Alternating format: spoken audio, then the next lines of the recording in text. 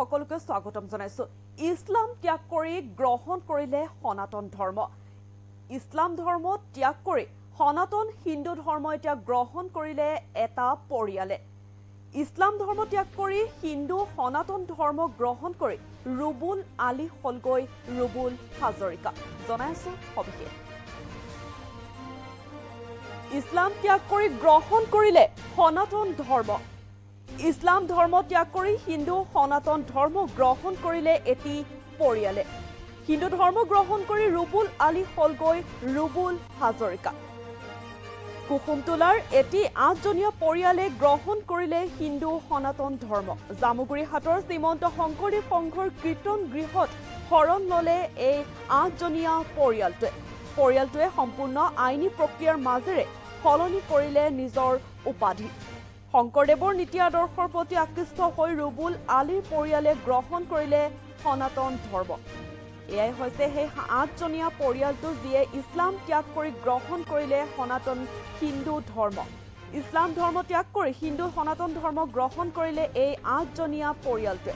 হিন্দু ধৰ্ম গ্ৰহণ কৰি ৰুবুল আলী হলগৈ ৰুবুল হাজৰিকা। কুসুমটোলাত এটি ৮জনীয়া পৰিয়ালে গ্ৰহণ কৰিলে এই হিন্দু সনাতন ধৰ্ম।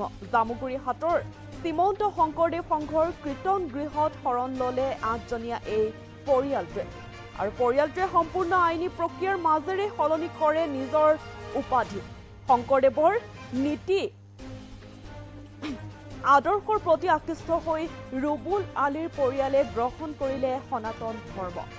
ইছলাম ধৰ্ম ত্যাগ কৰি এতিয়া গ্ৰহণ কৰিলে সনাতন ধৰ্ম। ইছলাম ধৰ্ম ত্যাগ কৰি হিন্দু সনাতন ধৰ্ম গ্ৰহণ কৰিলে এই ৮জনীয়া পৰিয়ালটোৱে। কুসুমটোলাৰ এটি ৮জনীয়া পৰিয়ালে গ্ৰহণ কৰিছে এই হিন্দু সনাতন ধৰ্ম। জামুগুৰিহাটৰ শ্ৰীমন্ত শংকৰদেৱ সংঘৰ কীৰ্তন গৃহত শৰণ ললে ৮জনীয়া এই পৰিয়ালটোৱে। পৰিয়ালটোৱে সম্পূৰ্ণ আইনী প্ৰক্ৰিয়াৰ মাজেৰে সলনি কৰে নিজৰ উপাধি।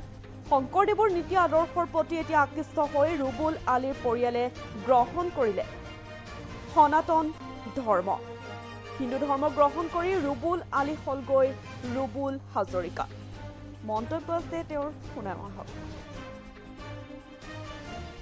আজিৰ পৰা মই হিন্দু ধৰ্ম গ্ৰহণ কৰিলোঁ।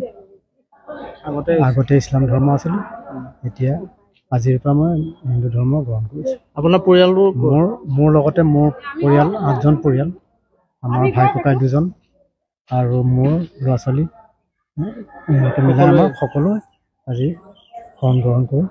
আজি শংকৰ সংঘৰ মই হেৰি হৈ আজি সংগী ল'লোঁ আৰু ৰীতি নীতি নিয়মেৰে মই আজি সংঘৰ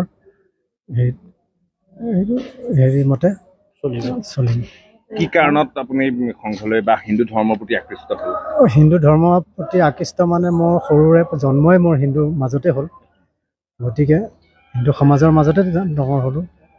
আগতে দেউতা মা আছিলে, তেতিয়ালৈকে আছিলোঁ।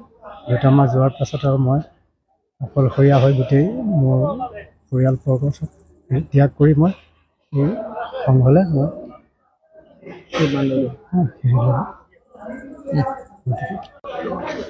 নমস্কাৰ।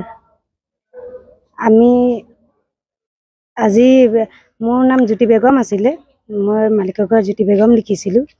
আৰু এতিয়া বৰ্তমান মই ইছলাম ধৰ্ম এৰি এতিয়া আমি হিন্দু ধৰ্মত আহিলোঁ।